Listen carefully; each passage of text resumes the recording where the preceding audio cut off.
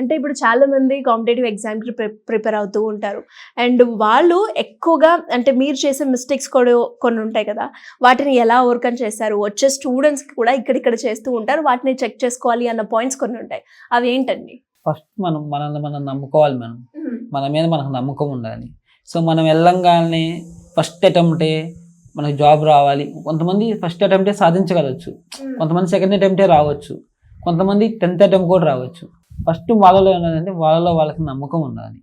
So నేను సాధించగలను.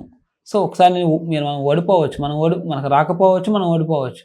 ఓడిపోతే మనం ఎక్కడైతే మిస్టేక్స్ చేస్తున్నామో, ఎక్కడైతే మనం ఎక్కడ ఉందో ఫస్ట్ ఆ పాయింట్ తీసుకొని ఆ సబ్జెక్ట్ మెయిన్గా తీసుకోవాలి. సో అలాగే main general awareness, general science ma'am, అవి మనం ఎంత చదివినా కూడా ఇంకా చదవాల్సింది చాలా ఉంటుంది.